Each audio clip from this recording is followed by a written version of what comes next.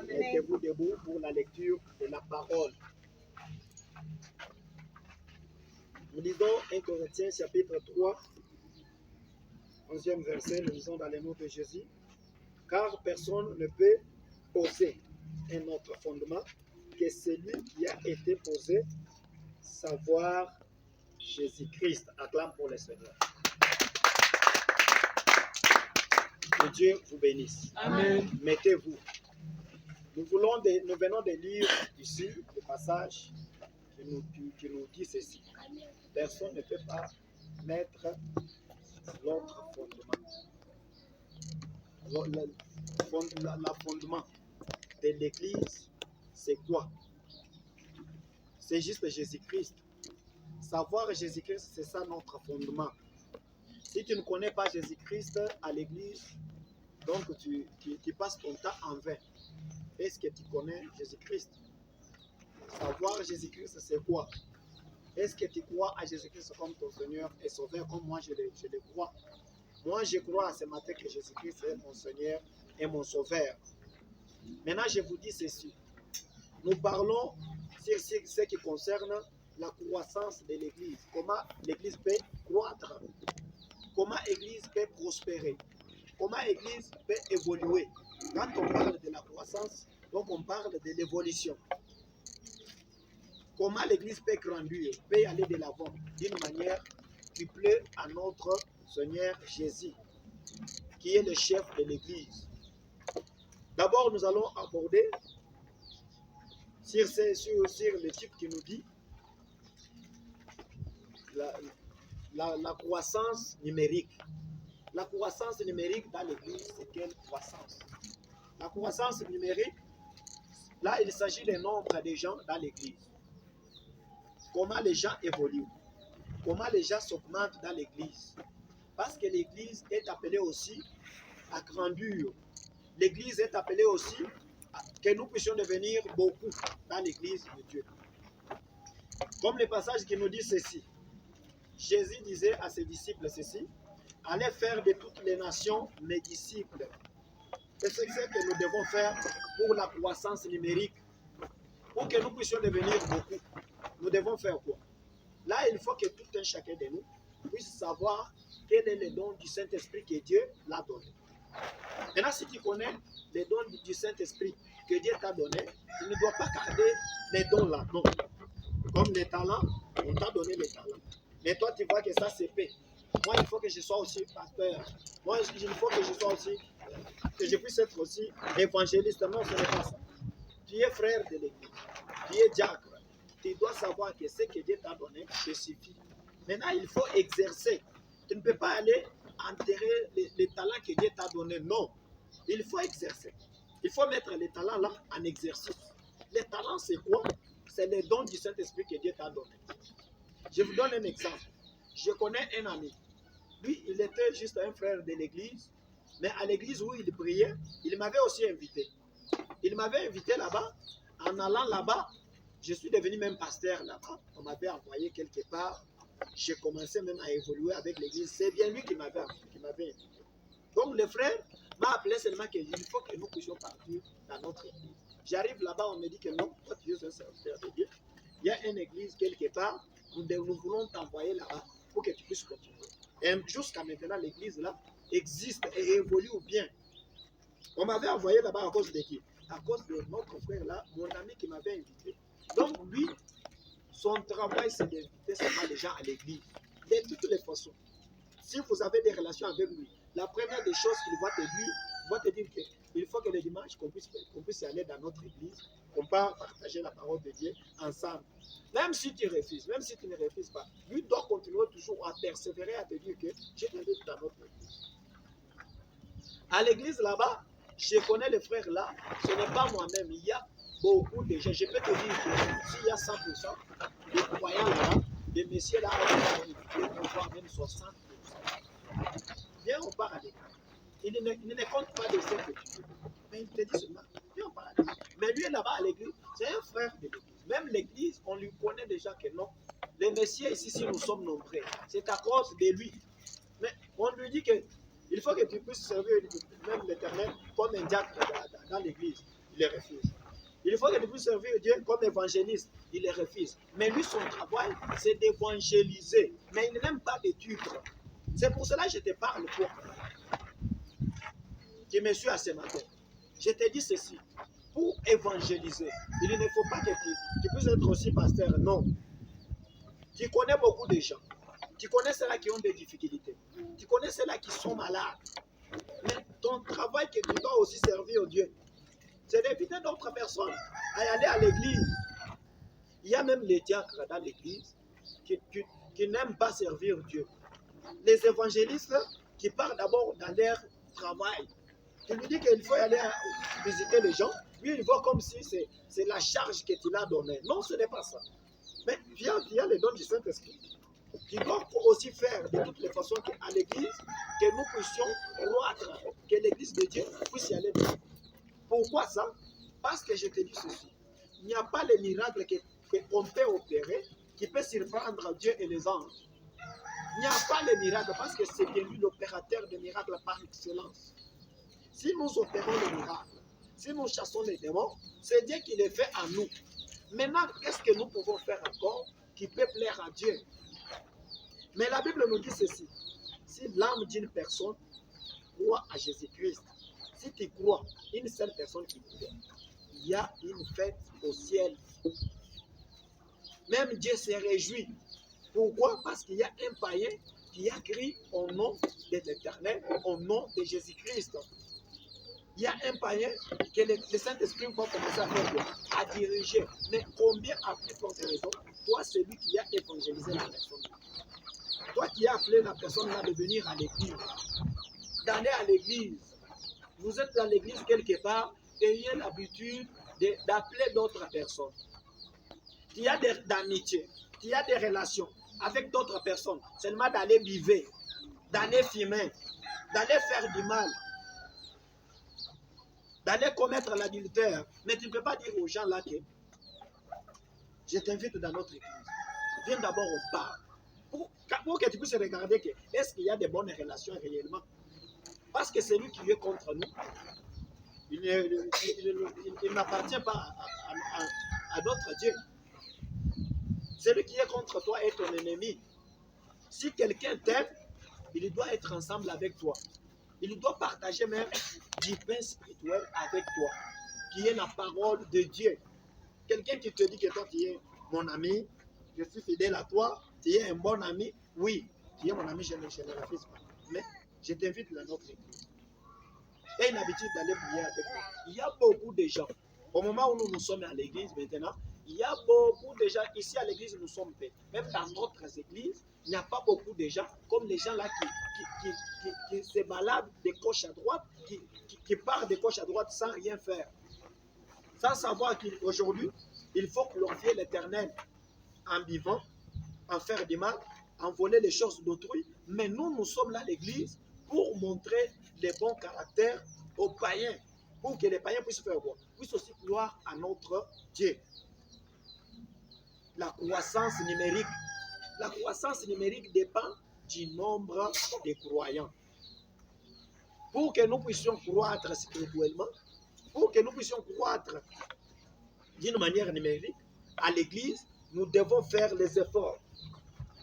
Nous devons faire les efforts d'éviter d'autres personnes, d'appeler d'autres personnes, de dire aux gens de venir écouter la parole de Dieu ensemble avec nous. Est-ce que c'est ce que toi tu fais?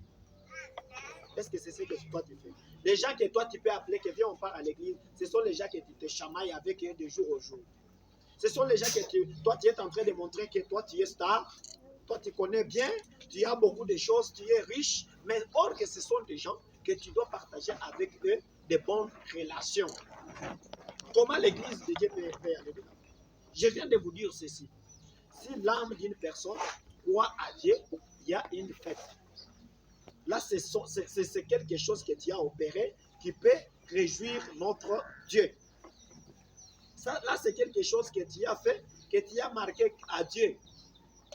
Là, tu as donné à Dieu quelque chose qu'il est en train de chercher.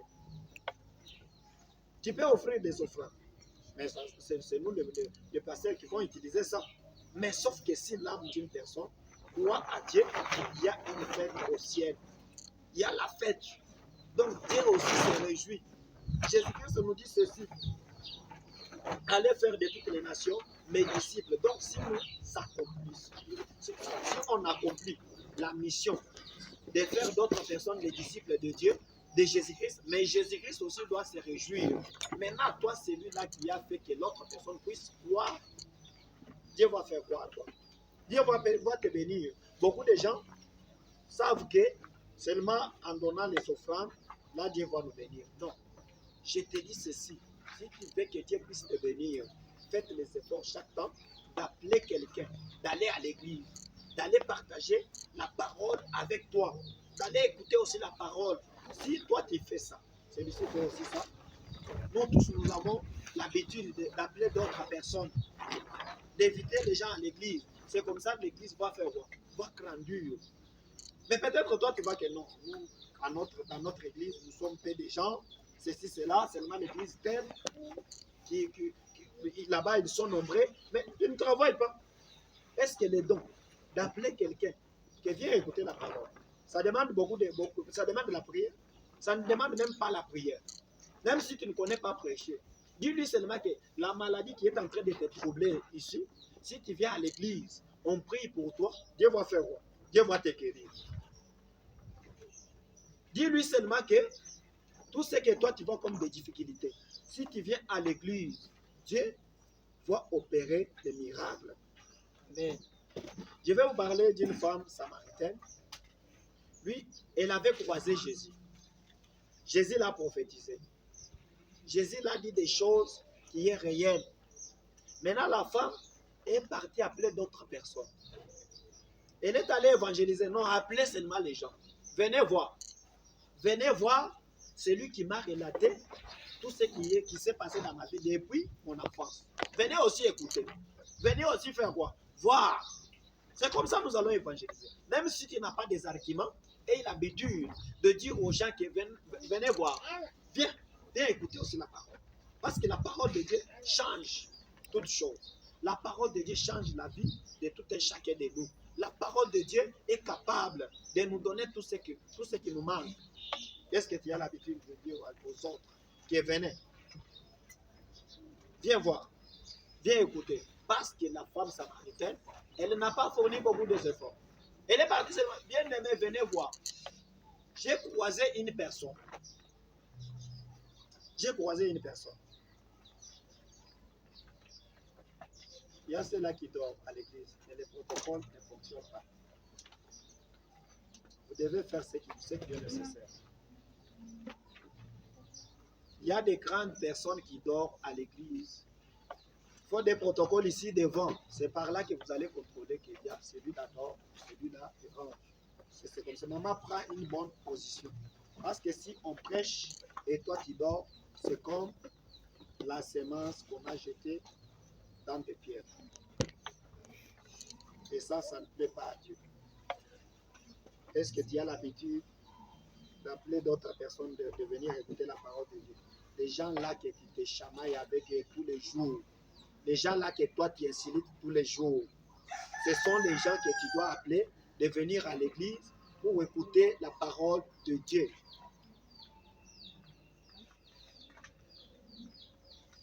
Est-ce que c'est ce que tu es aussi en train de faire? Est-ce que tu sais que quand tu appelles aussi une personne à l'église et la personne là arrive aussi à changer, Dieu va te bénir. Mais comment nous allons devenir beaucoup? Comment nous allons avoir un grand nombre de gens, un grand nombre de croyants si on ne fait pas ça? Tandis que la parole de Dieu nous dit ceci. Celui qui arrose et celui qui sème, tous ces sont égaux. Quelqu'un qui arrose, quelqu'un qui a planté la semence, il a planté et il faut qu'il ait aussi quelqu'un qui va faire quoi? Qui va arroser. Et Dieu va payer tout un chacun de nous selon ce qu'il a fait. Dieu va nous récompenser. Dieu va récompenser celui-là qui a l'habitude d'appeler d'autres personnes pour se rendre à l'église. Sache que si tu appelles une personne, tu l'amènes à l'église. Ce n'est pas le pasteur qui va te payer, non. qui va te dire félicitations. Non. Là, tu as servi l'Éternel. Là, tu es en train de servir le véritable Dieu, lui seul. Est-ce que c'est ce que tu es en train de faire? Soyez concentrés. Suivez-moi ici. Quelqu'un qui évangélise une personne, quelqu'un qui appelle une personne à l'église, celui-là a fait un service qui glorifie les bons dieux. Si nous avons l'habitude d'appeler d'autres personnes de venir à l'église, donc nous sommes en train de faire ce qui plaît à l'Éternel. Les pasteurs peuvent s'aimer, soit tu peux arroser, mais toi aussi tu peux arroser, soit tu peux faire quoi? Tu peux s'aimer. Toi, tu as appelé une personne de venir à l'église. Disons que tu as ça. Maintenant, le pasteur aussi va commencer à faire quoi? À arroser de jour au jour, de temps en temps. Bien aimé, il faut changer. Bien aimé, il faut laisser l'alcool. Il faut laisser du vol. Il faut être juste. Jusqu'à ce que la personne va avoir gloire à qui? À Dieu. L'âme d'une personne est changée et notre Dieu prend l'honneur et la gloire de ce que nous avons fait, nous avons accompli. Ça, c'est la croissance numérique. La croissance numérique demande que tout un chacun de nous puisse savoir quel est le don du Saint-Esprit que Dieu l'a donné. La croissance numérique demande que tout le monde à l'église, nous devons faire ça. Le petit, même le vieux, les mamans et les papas. Tous les jeunes de l'église vont faire ça. Pourquoi? Pour que nous puissions glorifier l'éternel et bon Dieu. Il y a beaucoup d'églises. Dans l'église, les gens savent que c'est seulement les pasteurs que Dieu va payer, que Dieu va récompenser. Non. Tu peux offrir l'offrande. Moi, je peux aussi acheter les chars, je mange. Oui, Dieu va te bénir parce que l'année qui donne, c'est l'année qui reçoit. Mais si tu veux que Dieu puisse sauver aussi ton âme, il faut faire des efforts pour sauver l'âme d'autres personnes. Là, c'est l'offrande que tu as donnée à Dieu lui seul. Là, tu as donné l'offrande directement à Dieu. Parce que la Bible nous recommande de considérer nos corps comme l'offrande vivante, comme des sacrifices vivants. Maintenant, si l'âme d'une personne qui croit aussi à Dieu, donc tu as donné à Dieu l'offrande que les pasteurs ne peuvent pas profiter. Là, tu as donné directement à qui? À Dieu. Tu peux offrir, c'est bien. Pour trouver, il faut avoir l'habitude d'offrir. Mais il y a d'autres choses que nous faisons à l'église. Ça concerne que Dieu lui seul. Nous devons avoir l'habitude, à partir de maintenant, d'appeler une personne. Ne crains pas ni ses vestes. Ne crains pas ni quelle langue que la personne est en train de parler. Et il a l'habitude de dire aux gens que viens, on part à l'église, on part écouter la parole de Dieu. Viens à l'église, on part écouter la parole de Dieu. Mais toi, au lieu d'appeler les gens, toi, tu te chamailles avec les gens. Tu te troubles avec les gens. Tu insultes les gens. Les gens là que toi, tu es en train d'insulter, c'est ça les gens que nous devons montrer nos caractères qui honorent Dieu. Et à travers nos caractères peuvent changer aussi d'autres personnes. Dis à ton voisin d'aller à l'église. Dis à ta voisine d'aller à l'église. Dis à ton ami de venir à l'église. Il y a des gens qui m'accompagnent dans l'évangélisation et ils ont trop d'amis. Un frère qui a peut-être 100 quelques d'amis. Mais il n'a jamais appelé l'ami ici à l'église pour venir écouter. Un ami ici à l'église pour venir écouter la parole de Dieu avec nous. Mais comment Dieu peut te bénir? Je félicite les frères Grâce. Les frères Grâce ont l'habitude d'appeler les gens à l'église, de toutes les façons. Même si les gens, ils viennent ici, ils écoutent la parole de Dieu, ils parlent. Non, nous avons, s'ils viennent ici, nous avons prêché. Donc nous avons semé les grains. Et que ces grains-là, ça doit germer l'un ou l'autre jour. C'est ce que nous devons faire, nous tous. Il y a beaucoup de gens ici à l'église que les frères Grâce a évangélisé. Même s'il n'a pas des arguments, non, papa, viens, on parle à l'église. Il y a des serviteurs ici dans l'église que les frères Grâce a fait quoi? A évangélisé. C'est ce que nous devons faire, nous tous. Pour que nous puissions devenir nombreux à l'église, ça ne demande pas les efforts du pasteur seul, ou des évangélistes, ou des diacres seulement. Non. Tout ce que tu es en train de faire, ce qui honore Dieu, Dieu te récompensera à cause de cela. Je vous dis ceci. Celui qui a planté les grains, et il a laissé ça. S'il n'y a pas une personne qui doit arroser ces grains-là, ça doit faner. Donc, celui qui fait la semaille et celui qui fait la rosaille, Dieu va nous récompenser, nous tous. Dieu va récompenser tout et chacun de nous. Nous devons avoir cette habitude. Pour que l'Église puisse croître d'une manière numérique, il faut que chaque personne à l'Église puisse faire ce qui glorifie l'Éternel. Il ne faut pas avoir des rancines avec d'autres personnes. Il ne faut pas avoir des rancines avec des amis, avec des frères, des sœurs. Non, il faut les évangéliser.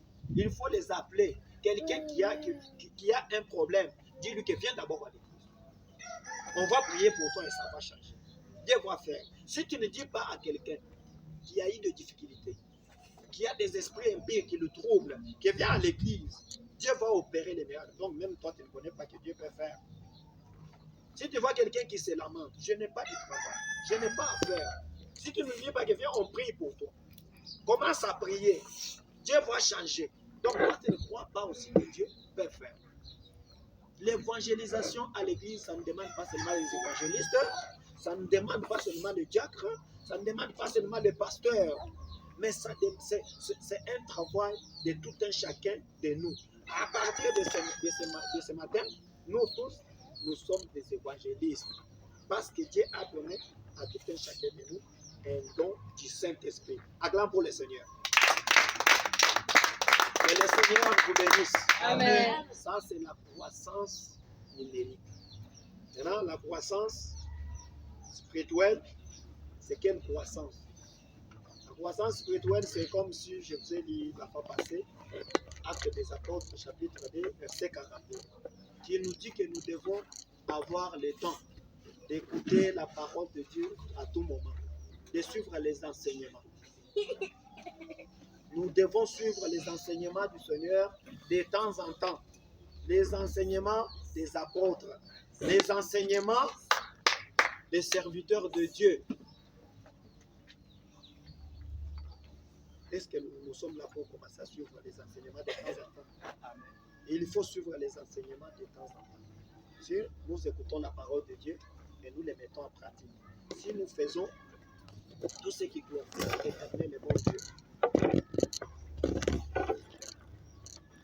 et là nous allons grandir spirituellement.